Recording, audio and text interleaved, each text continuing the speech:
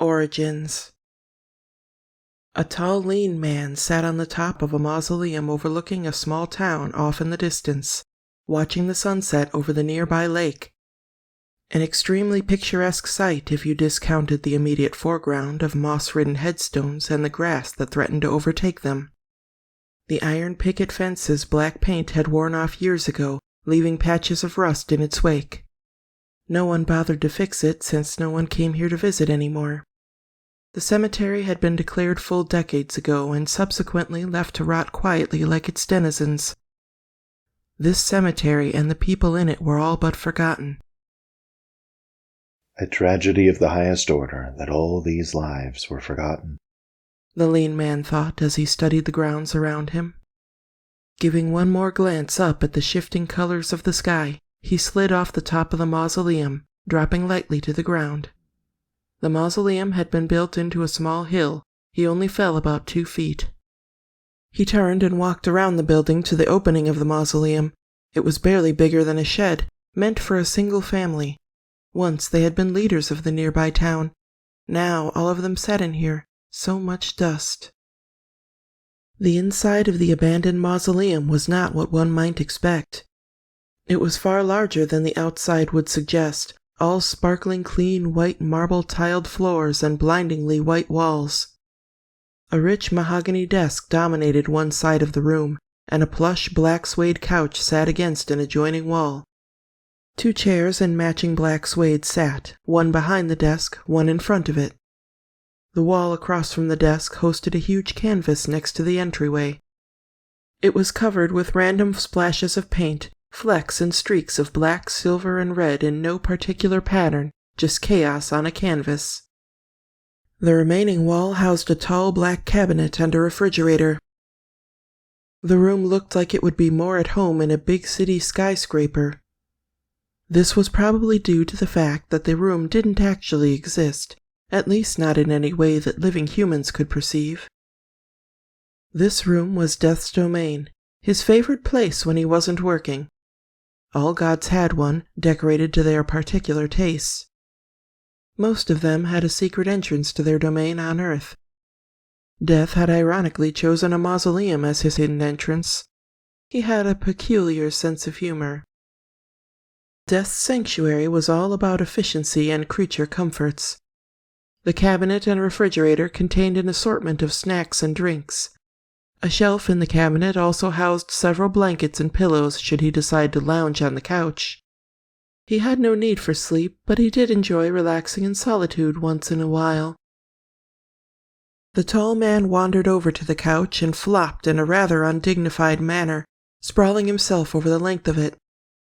He sighed heavily as he rested, closing his eyes. A bare minute passed, then a creaking sound had his eyes snapping open in surprise. He sat up, looking at the door as it slowly creaked open. A short, neurotic-looking man looked around him in awe, not noticing the man already there until he had taken in the entirety of the room. He jumped when he saw the other man. The tall man gaped a moment longer, then found his voice. I guess I missed you somehow. How did you find this place? He asked the shorter man curiously. The shorter man looked utterly lost, and his confusion only deepened when the taller man waved a hand dismissively, gesturing to the chair in front of the desk. Never mind. Just let me rest a bit, huh? I'll be with you in a few minutes. The tall man then closed his eyes and lay back, sighing heavily, clearly ready to dismiss the short man. The short man waffled in place for a few minutes, then finally took the offered seat. He continued looking around the room, clearly uncomfortable, stealing glances at the resting man every so often. Something was very wrong here, and he had the feeling that the tall man might have some answers. Finally, the short man decided to bother the tall man. Excuse me, sir? Silence from the tall man.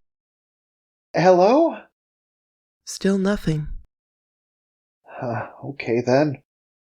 The short man fidgeted nervously for another minute, then his patience ran out. Look, I have no idea what's going on. I don't know what I'm doing here. I don't know who you are. I don't know what's happened to me. Just please, can you help me out? The man whined. At this, the tall man lifted his head up and regarded the shorter man. If I answer your questions, will you let me have a bit of peace and quiet? The tall man asked. The shorter man nodded, eyes wide. The tall man sighed, then looked at the shorter man. You're dead, a wandering spirit that somehow found my secret hideout. Looks like you died of a stroke, and if you just relax for a few minutes, I'll help you. The tall man offered. Most of his revelations fell on deaf ears. The shorter man was too shocked to process it. I'm dead? The short man asked incredulously. He looked at his hands, then down at himself. No different than he had ever looked. If he was a ghost, wasn't he supposed to be see-through or something? Is this some kind of joke? The tall man grumbled from the couch, then sat up, facing him. Look, it's been a long... He looked at his watch. few centuries. I'm beat. If you're going to have an existential crisis or breakdown, can you at least do it quietly? The tall man growled. The shorter man looked absolutely appalled. He stared blankly at the taller man, who fixed him with a stare for a few seconds, as though willing the shorter man to obey him. The shorter man complied as best he could, trying to sort out in his head what was going to happen now. He replayed the tall man's words to himself, desperately searching for the meaning behind the cryptic words. He thought he had figured out as much as he could by himself, and so decided to risk the wrath of the man on the couch. So, who are you? The shorter man asked. No reaction. He tried again, slightly louder. I asked who you are. Still nothing. Is he hard of hearing or deliberately ignoring me? Beginning to get irritated, the short man began to persistently badger the man on the couch. Hey, guy, wake up. Hey, you listening? The man on the couch's brow furrowed. Encouraged, the shorter man redoubled his efforts. He leaned forward in his chair, poking the man's cheek. Wake up, wake up, wake up, wake up, wake up! Before he could react, the tall man growled, then in one fluid motion sat bolt upright and whipped the throw pillow he had been resting his head on at the shorter man's head. It collided with a whoomph against his face, then flopped harmlessly to the floor. The taller man glared at the shorter man, who had a look of shocked disbelief on his face. It struck the taller man as so comical that he began to laugh. The chuckle escalated to a full-blown belly laugh as the shorter man's expression changed from shocked disbelief to indignation. Every time the taller man looked at him, he laughed harder. Gradually, the shorter man's expression shifted to a triumphant smirk at finally having gotten his attention. The tall man shook his head in defeat, still chuckling. Sorry, Paul, I'm under quite a bit of stress. You caught me off guard wandering in like that. The shorter man started slightly at his name, then studied the tall man closer. Have we met? He asked cautiously. The tall man shook his head. Not as such, but I know you all the same. Kind of hard not to, since I was with you, silent and unseen, in all the moments of your life. He said with an enigmatic smile. Paul looked at him fearfully. Are you God? He asked. The tall man seemed to think it over, taking a long time to respond. Not the God you're thinking of. He finally answered. Maybe not a God at all. People have called me that before. They worship me even as they fear me. Does that make me a god? Paul shrugged, unsure what the tall man wanted to hear. I never gave much thought toward what I am. I just am. He leaned forward and snagged the misplaced pillow and replaced it on the couch, then lay back down. Well, what's your name? Paul asked. The tall man blinked. I am known by many names. The ancient Greeks called me Thanatos. The ancient Egyptians called me Anubis. More recent people call me the Grim Reaper. Pausing for dramatic effect, he spared a glance at Paul and smothered an amused smirk. But you can call me Death. Paul simply stared in shock, and Death grinned at his response. Pleased to meet you, Death replied for Paul. Paul tried to shake off his stupor and failed, much to Death's amusement. It took Paul a few moments to recover enough to speak, and even then, words seemed evasive. But I mean... Paul gestured to Death with a skeptical expression. Death grinned. Oh, you were expecting a skeleton in a black robe? Death asked with a raised eyebrow. He had a short reddish-blonde beard, blonde hair in a perpetual state of bedhead, and fathomless deep blue eyes. He gestured down at his attire. He wore faded jeans, a tight purple t-shirt, and sneakers that had seen better days. You wandered into my domain. I'll dress how I want. Paul realized he was slack-jawed and closed his mouth. Well, yeah, that is how the Grim Reaper is portrayed. And didn't Anubis have a dog's head? Paul asked, recovering somewhat. A jackal. Death laughed. I did that as a prank when I went to collect the soul of a holy man. It scared him so bad he jumped back into his body. I scared him back to life. He snort-laughed, slapping his knee. Of course, first thing he does then is spread the word, so of course I just had to collect that way for a while. And then spend even longer collecting like this just to mess with them.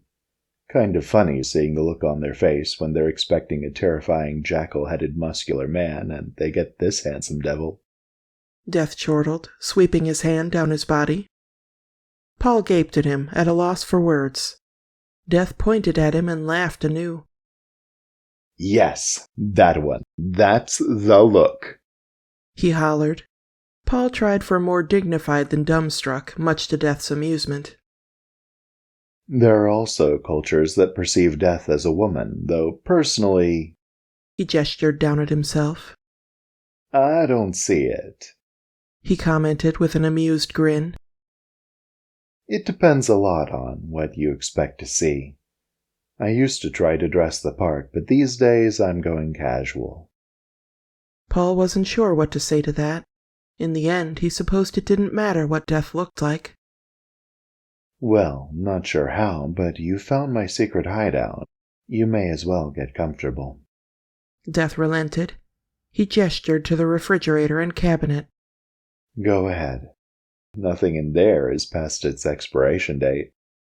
He offered with a teasing note in his voice. At that, Paul looked at him, eyes narrowed suspiciously. Did he just... Death gazed back at him with faux innocence.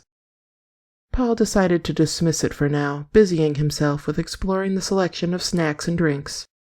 He picked up a bottle of water, then looked over at Death. You want anything? He asked. Death waved a hand, rejecting the offer.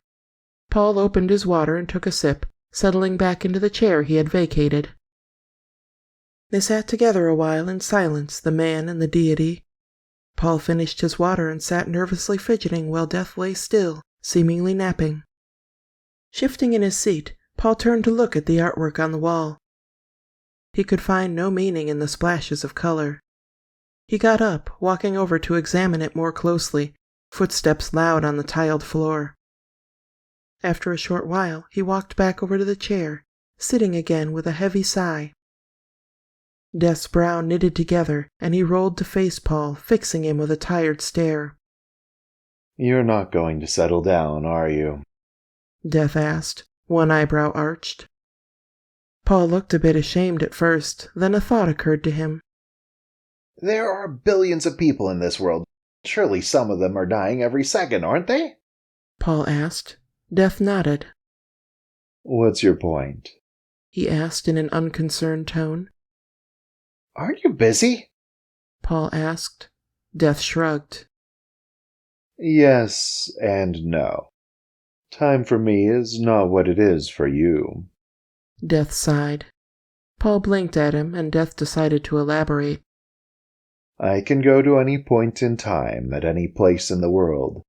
I go where I am needed, take care of business, then move on.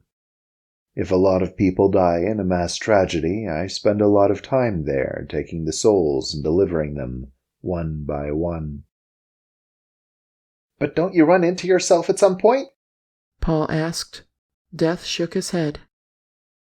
No, because if I go to a spot I'm already at, I'm not there, he said slowly, as though speaking to a child.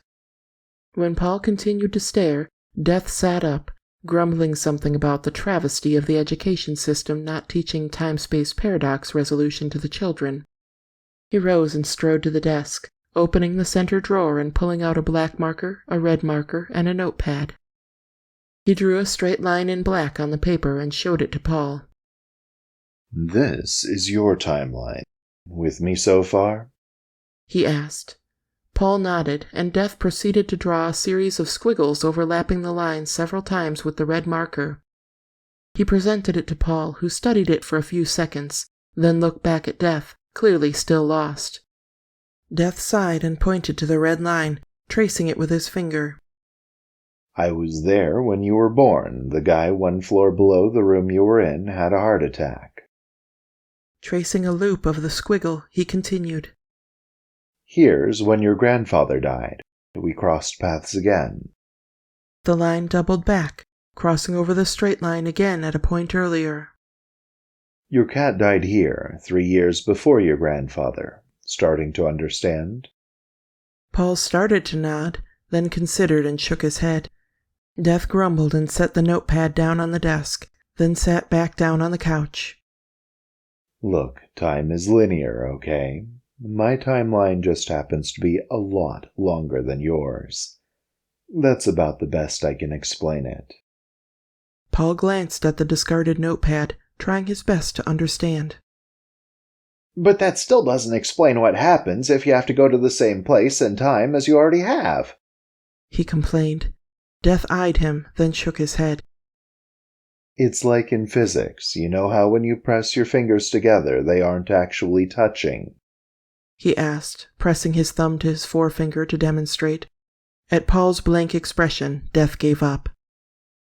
There is only one of me, and I'm fucking magical. Is that a good enough explanation? He asked. I guess so, Paul answered, shrinking back slightly. Death sighed, slightly grumpy, but feeling sorry he had frightened the poor man. Still, of all the people he'd met, this one just had to show up in his domain and ask all the annoying questions.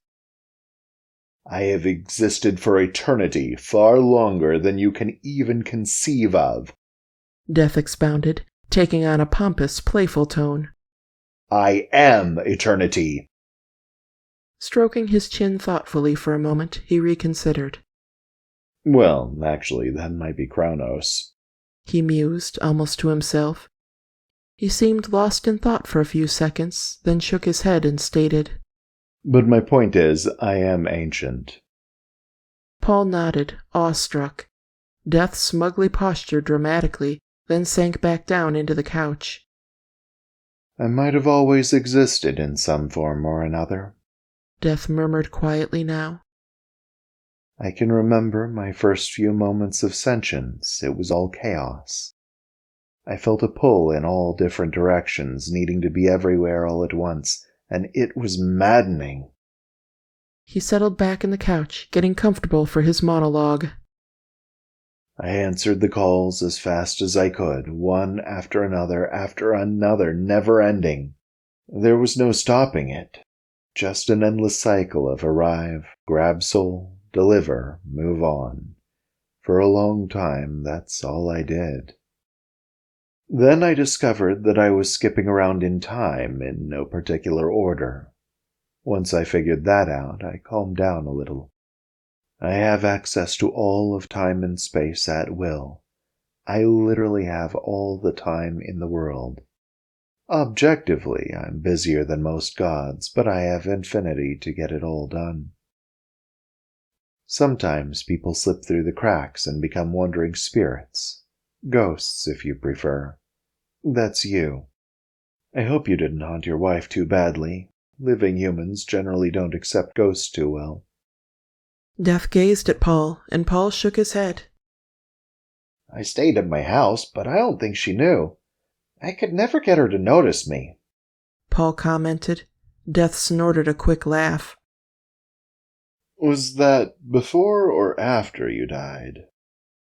Paul was the one to fix Death with a glare now, though the deity waved it off with a laugh. She's probably fine. Her house won't be haunted much longer anyway. Death said with a shrug. Paul looked at him somewhat fearfully then. Where are you taking me? He asked. Death looked at him, then shrugged. To the afterlife. You weren't a special case, just an average guy who lived, then died. Paul looked terrified at the notion. Death smiled comfortingly. No reason to be scared. In fact, it's kind of amazing how unremarkable you were. No wonder you couldn't get your wife's attention. Paul gave him a displeased glare, and Death had to choke down a grin. This is my fate we're talking about here. Paul whined. It's not funny to me. Am I going to heaven or hell? Oh, you humans, always thinking in such binary terms. Death chuckled, allowing his mirth at mankind to come forward. I just have orders to bring you to the afterlife. Think of it as a giant waiting room. Really, it's a good thing. It means you're probably up for reincarnation. Reincarnation? Paul gasped quietly. I'm going back? Well, not as yourself, obviously. Death rolled his eyes. In fact, you won't remember who you are now until you get to the afterlife again. I bet once you get there, you'll remember all sorts of different lives you've lived. You may not have even been human in all of them. Paul looked at Death, wonder forming in his eyes. Death grinned at him, happy the man was no longer scared. Wow. That's incredible. Paul breathed. He had never known, never dreamed anything like this was possible. He felt alive in a way he had not felt in a while. He turned to Death, full of energy. Can we go now? Death yawned and stretched, then nodded. It's the only way I'm going to get my peace and quiet. He grumbled, but he smiled as he stood and held out his hand. Eagerly, Paul took it, and Death transported him to the afterlife.